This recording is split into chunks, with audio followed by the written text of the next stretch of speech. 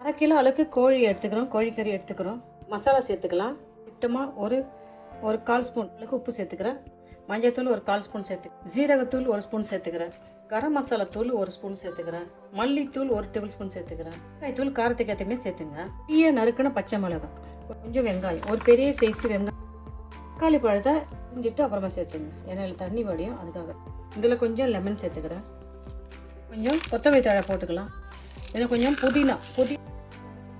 கொத்தமல்லி புதினா சேர்த்துக்கலாம். 1 டேபிள் ஸ்பூன் அளவுக்கு பட்டர் சேர்த்துக்கிறேன். 1 டேபிள் ஸ்பூன் பட்டர் சேர்த்துக்கலாம்.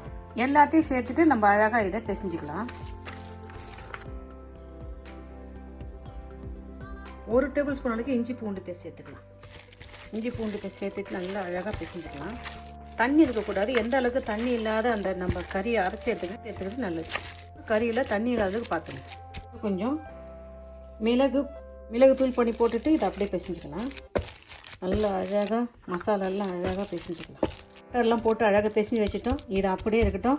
இதை அப்படியே ஒரு 30 நிமிஷம் நம்ம ஊற வச்சுட்டு நம்ம சமைக்கலாம். புதினா போட்டுக்கலாம், கொத்தமல்லி தழை போட்டுக்கலாம், கொஞ்சம் பச்சை மிளகாய் சேர்த்துக்கலாம். இல்லை கொஞ்சம் ஃப்ரெஷ் க்ரீம் கொஞ்சம் சேர்த்துக்கலாம்.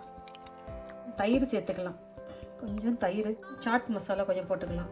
இதை அப்படியே அரைச்சி கொண்டு வந்துடலாம். பவுடர் பாருங்க, இதை நம்ம மசாலா போட்டு வச்சுருந்து கரெக்டாக நம்ம 30 நிமிஷம் ஆகிடுது. நம்ம அழகாக கொஞ்சம் எடுத்துட்டு நம்ம அழகாக இந்த கிரில் பண்ணுற குச்சி எடுத்து அழகாக நம்ம தண்ணி இருக்கக்கூட தண்ணி இருந்தால் கொஞ்சம் கஷ்டமாக இருக்கும். அதுக்கேற்றவே நம்ம செஞ்சுக்கணும்.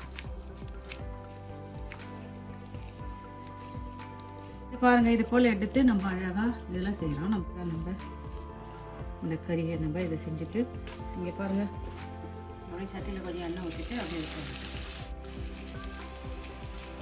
கையில் உங்களுக்கு ஒற்றுமை இருந்தால் கொஞ்சம் லைஸாக எண்ணெய் தடையுங்க. கையில் எண்ணெய் தடையிட்டு நல்லாயிருக்கும். சிக்கனில் செய்யலாம், மட்டனில் செய்யலாம். குழந்தைங்கலேருந்து பெரியவங்க வரைக்கும் நல்லா விரும்பி சாப்பிடக்கூடிய ஒரு கெபாப் நம்ம செய்கிறோம். அழகாக பாருங்கள், அழகாக ஊற்றிக்கலாம். செஞ்சுட்டு அப்படியே வைக்கிறோம். அழகாக எடுத்து நம்ம அழகாக ரோல் பண்ணி வேண்டாம். கையில் அப்படியே ஒற்றுமை இருந்துச்சுன்னா கொஞ்சம் லைட்டாக கையில் நீங்கள் எண்ணெய் தடைக்கும். நல்லா அழகாக நல்லா ரோல் பண்ணிவிட்டு அழகாக நம்ம வைக்கிறோம். அழகாக வச்சுட்டு எடுக்கலாம். நல்லாயிருக்கும். அழகாக அப்படி விட்டுலாம். அப்படியே வச்சிடலாம்.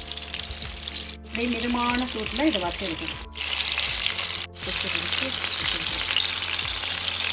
அப்படியே மிதமான சூட்டில் பொறுமையாக வறுத்து எடுக்கணும். அழகாக பிரித்து விட்டு அழகாக 4 பக்கமும் இது அழகாக வறுத்துட்டோம். எடுத்துடலாமா?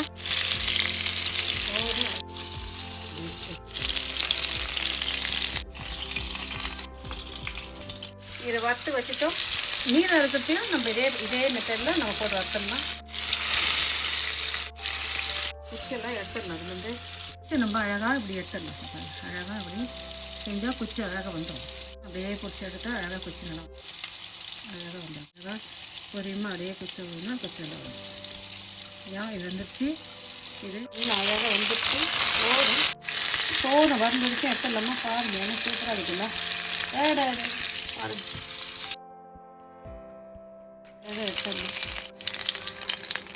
பாருங்க என்ன சூப்பராக நம்ம கெபாப் செஞ்சிட்டோம். அது கூட நம்ம கொஞ்சம் கொத்தமல்லி தழை போட்டுக்கலாம். கொஞ்சம் கொத்தமல்லி தழை போட்டுக்கணும். கொஞ்சம் அழகாக லைட்டாக ரிங் ஆனியன் கொஞ்சம் பொடியாக நறுக்கி போட்டுக்கலாம். கொத்தமல்லி, புதினா, பச்சை மிளகாய், கொஞ்சம் சாட் மசாலா போட்டு செஞ்சல அந்த சட்னி ரெடியாக இருக்குது.